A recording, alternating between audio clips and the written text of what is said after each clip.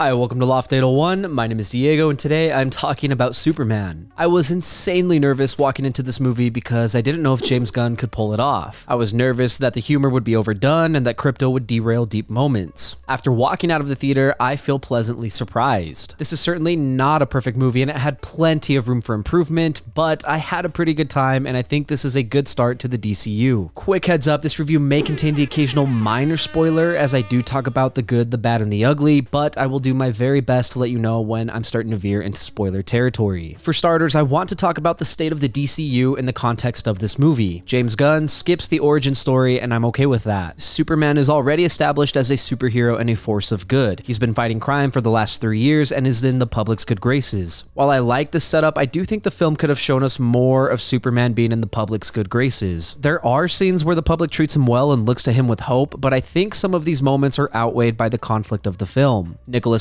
plays Lex Luthor, a semi-credible Steve Jobs, Bill Gates, Elon Musk, Tony Stark-like insecure egomaniac. He is incredibly smart and uber rich, so he has the know-how and the money to manipulate the public media. For Lex, Superman is a reminder that he is just a mere mortal and his god complex can't take it. He makes it his life's mission to destroy Superman and leverages media and politics to paint him as a global threat. While I think Nicholashoult does a wonderful job as Lex, I'm not entirely sold on his motivations. They seem a little shallow to me and kind of like I'm evil for the sake of being evil. I almost wish his motivations were along the lines of Superman is the strongest being on the planet, and if he were to go rogue one day, someone needs to be there to stop him. It's a very Injustice, Batman vs Superman sort of motivation, but I think it would work well for Lex Luthor. Anyways, like I said, Lex does a pretty bang-up job of turning the public against Superman. I think this movie does a good job of humanizing Superman and bringing him down to our level, but it does keep him down for a little too long. I feel like the guy unfortunately couldn't catch a break. A lot of the time, he would do the morally right things and he would get shut down or beaten up for it. On a positive note, I think the reason this works is because Superman always choosing to do the right thing and having integrity is what inspires supporting characters to step up and help. By fighting for truth, justice, and the American way, Superman inspires the Justice Gang and the Daily Planet to take action and do what is right. I'll talk more on these supporting characters later. Something I liked about the movie is that there are interesting contemporary parallels to real life. Part of the central conflict in the film revolves around the country of Boravia, an ally of the United States, invading the neighboring country of Jaranpur. This feels like a call out to the Israeli-Palestinian conflict or even the Russo-Ukrainian war, and I think it helps make the movie feel a little more relatable. It's not a heavy-hitting call out, but I do think it's recognizable and worth pointing out. Also, if you've seen some of the recent media talking points for the movie, like immigration from Sean Gunn, do not let that turn you away from this movie. This movie has nothing to do with that, and this is just a rage bait talking point. Before I talk about the Justice Gang, I want to talk a little more about David Corenswet and Rachel Brosnahan because they are the emotional core of this movie. You can argue that Krypto is part of the emotional core too, but I'll discuss him in a second. I think David Corenswet had some really big shoes to fill after Henry Cavill's portrayal of Superman. I'll be completely honest, as things are now, I like them both equally the same. I really liked a lot of the lighthearted nature of Corenswet's Superman. He's optimistic, humble, and grounded. There's a really good conversation early in the film between him and Lois. She's a reporter, so she questions everything and is inherently distrustful. Superman is the exact opposite. He's very trusting and open and gives people the benefit of the doubt, even when that bites him in the butt. I feel like that's something I can relate to on a personal level. I'm a very trusting person and that's hurt me in the past, but for the most part, it's set me up in good positions and it's moved my life forward. I am a huge believer that the energy, effort, and trust that you throw out there is going to come back to you. I think this optimism is a great core trait that Corenswet's Superman embodies. Rachel Brosnahan is fantastic as Lois Lane. She's one of the characters this film takes time to flesh out and I appreciated that. She's not a girl boss and she's not better than Superman. She's also not a heads over the heel damsel in distress. She's an equal to Superman as she should be. Their dynamic is perfect because even when their relationship is rocky, they still work side by side to do what is right. I like the message that their romance sends. Even when things are rough and you're unsure about your feelings, you don't have to end your relationship. You can still work together and overcome challenges. I think it's a nuanced portrayal of dating that feels credible and magical. I mentioned it at the start of the review, but I was very worried that Krypto and a lot of James Gunn's signature Guardians of the Galaxy humor would undermine a lot of the emotional beats in this movie. I'm not gonna lie, there are some moments where Krypto definitely undermines the emotional beats. It's definitely not for every scene, but it's certainly enough that I wish Krypto hadn't been in this movie nearly as much as he was. Based on my theater experience, I am alone in my thoughts. Every time Krypto was on screen, the audience was awing, giggling, and even clapping for him. That makes me fairly confident that most families and casual viewers are really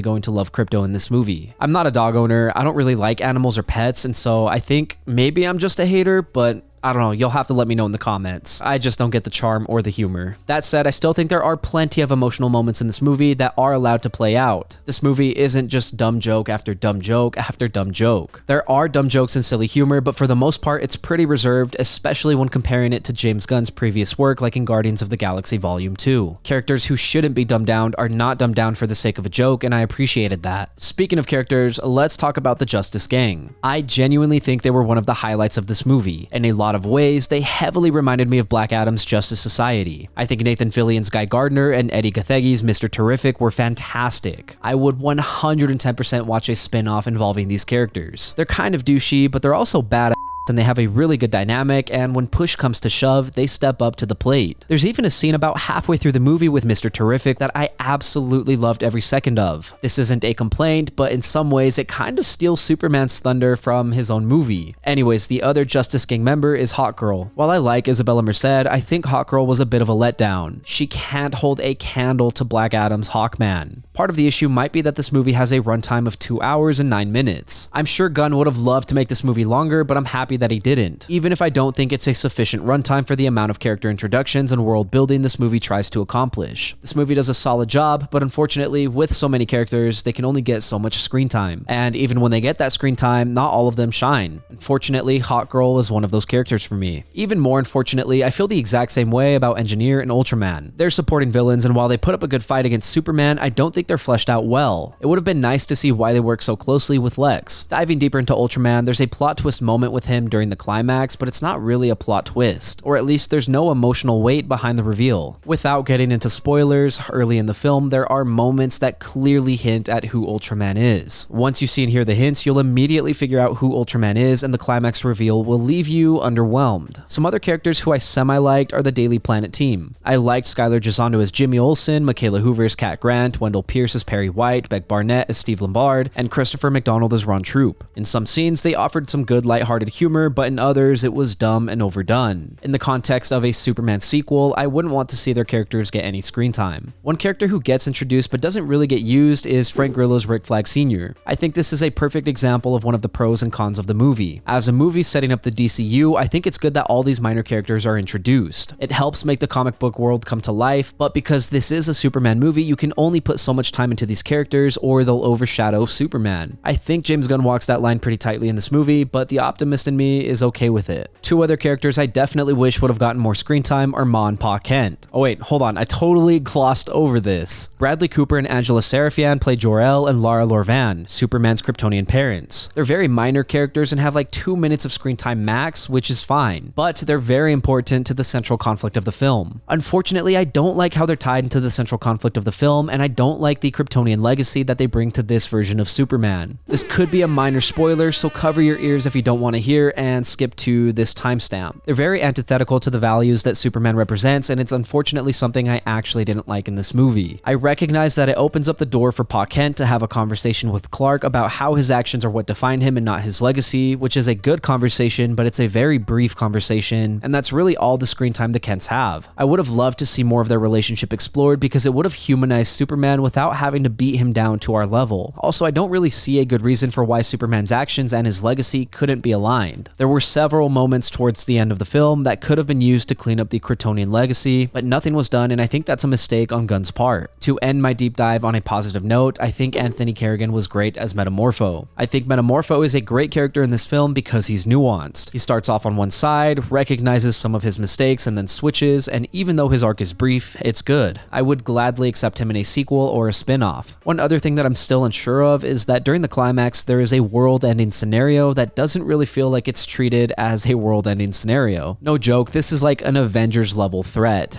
The stakes are initially there, but as the climax progresses, the stakes kind of dwindle and eventually disappear. Once Lex is defeated, this threat is fixed almost immediately, which undermines the stakes. This isn't a big deal, but it's certainly something worth pointing out. I hope I haven't sounded too ranty in this review. Like I said at the start of the review, I genuinely like this movie, and I think there's a lot to love. I thought the visuals and cinematography were great. I like the intimate framing in scenes with Lois and Clark. I liked the fight sequences and the way they were kinetic, colorful, and a good spectacle. Personally, I still think the best fight I've seen in a Superman movie is Henry Cavill's version versus General Zod. But that's just me, so I'd love to read what you have to say in the comments. Another highlight of the cinematography is the bright palette. It's very different from Zack Snyder's grim universe. I think it helps make the DCU feel a lot more comic booky. Also, there is a lot of CGI in this movie, but I didn't really mind it. I think for the most part it's pretty good, and you won't notice too many weird scenes or inconsistencies. Also, now that I'm thinking about it, I like the way that Superman's suit looked in this movie. I was really worried that it was going to look super bulky and fake, but it actually looked pretty good in the film. I think David Corenswet did a good job beefing up for this role and filling in his costume. The final thing I want to mention in this review is the soundtrack. I think composer John Murphy does a phenomenal job building on the legacy of John Williams' iconic Superman March theme. This theme weaves into the narrative, helping you soar in moments. It's very nostalgic, and I found myself getting goosebumps every time it played. It's incredible that this song genuinely made me feel like I could believe in and hope in Superman. It's powerful, emotional, and bombastic.